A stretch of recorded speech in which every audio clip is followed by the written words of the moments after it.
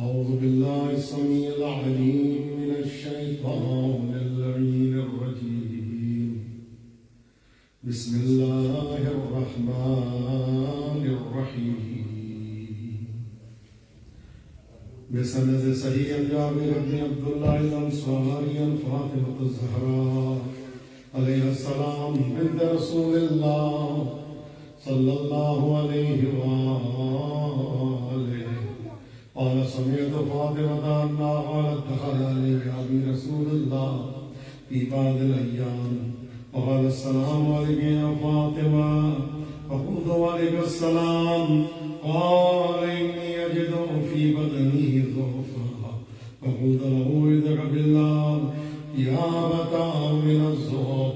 فقال يا فاطمة ائتيني بالكساء اليماني فأعطيني به فأتيته بالكساء اليماني فغطيته به فصرت أنظر إليه وإذا الوجه يتلألأ كأنه البدر في ليلة تمامه وكماله. اللهم صل على محمد وآل محمد. كما كانت إلا ساعة وإذا بولدي الحسن عليه السلام قد أقبل وقال السلام عليك يا أمه.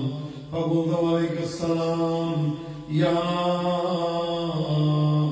قرة عيني وثمرة فؤادي. قال يا أمه وإني أشم عندك رائحة طيبة كأنها رائحة جدي رسول الله صلى الله عليه وآله.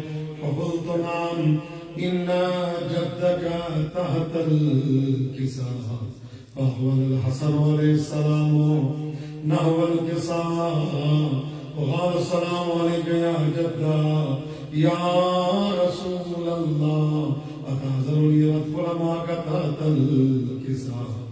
قال له عليك السلام يا ولدي ويا صاحب عودي قد زنت لك فدخل معه تحت الكساء.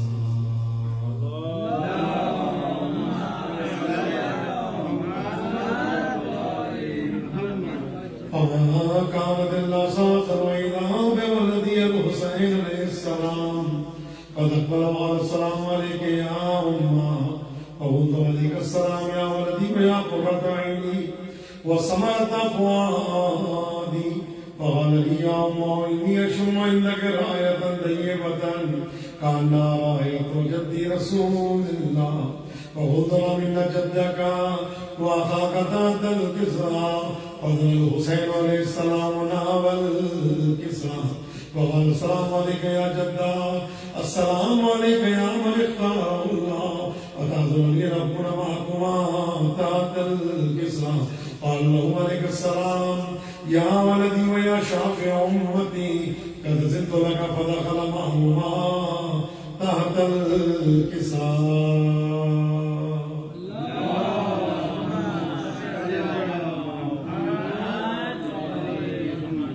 فأقبل عند ذلك أبو الحسن علي بن أبي طالب وقال السلام عليك يا فاطمة يا بنت رسول الله. وعليك السلام يا أبا الحسن ويا أمير المؤمنين.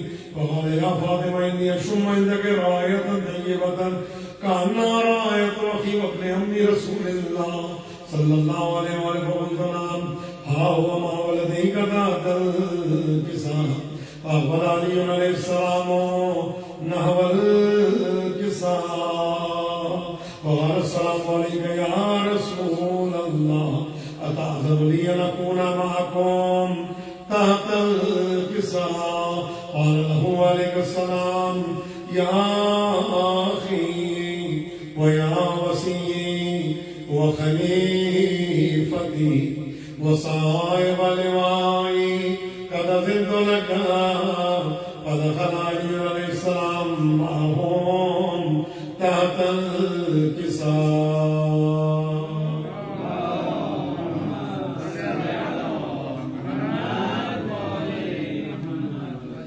ثم أتيت نحو الكساء فقلت السلام عليك يا أبا يا رسول الله أتعذر لي أن أكون معكم تحت الكساء؟ قال عليك السلام يا بنتي ويا بضعتي قد أذنت لك فدخلت تحت الكساء.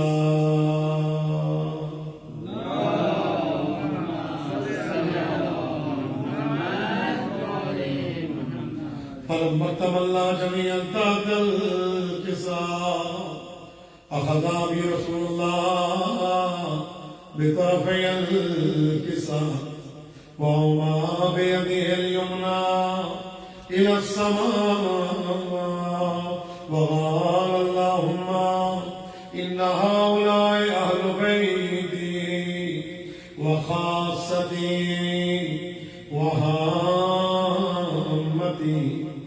لحمهم لحمي ودمهم دمي يؤلمني ما يؤلمهم ويحزنني ما يحزنهم. أنا حرب لمن حاربهم وسيف لمن سالمهم وعدو لمن عاداهم ومحب لمن أحبهم. إنهم مني وأنا منهم فاجعل صلواتك وبركاتك ورحمتك وغفرانك ورضوانك علي وعليهم وعذب عنهم الرجس وطهرهم تطهيرا.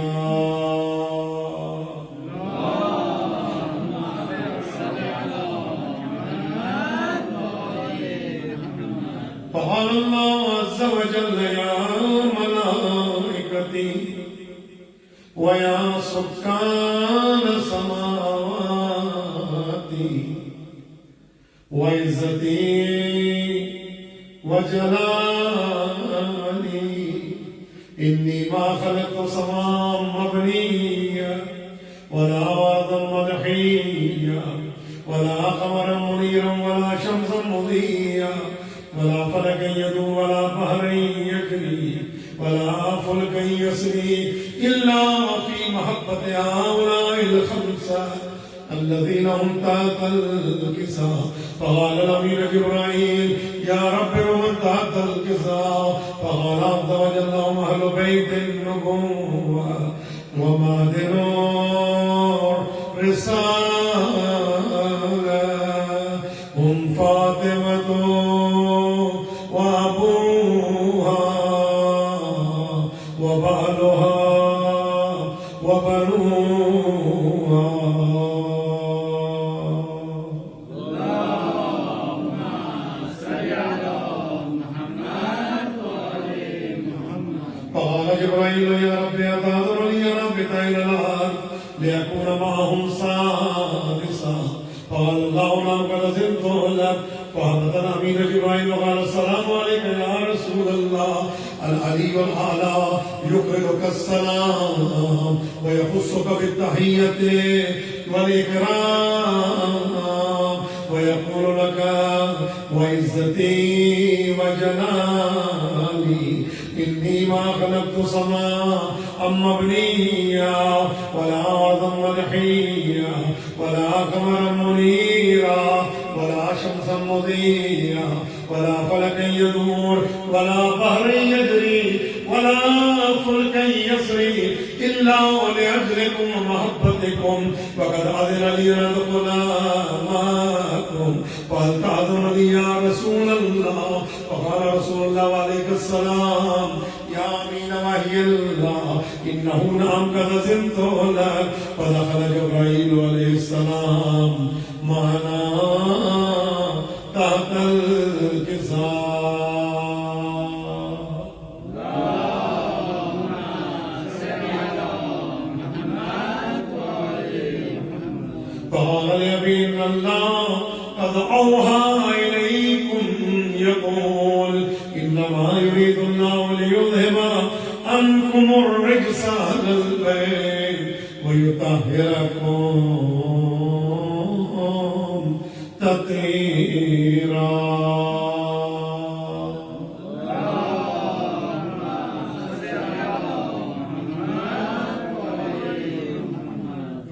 فقال علي لأبي يا رسول الله أخبرني ما لجلوسنا هذا تحت الكساء من الفضل عند الله.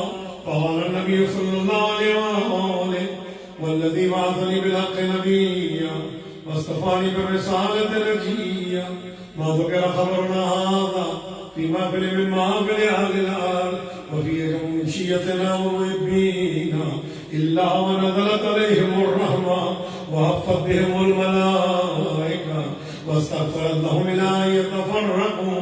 فقال علي نعم والله يغفرنا وفاض شيتنا ورب الكعبة.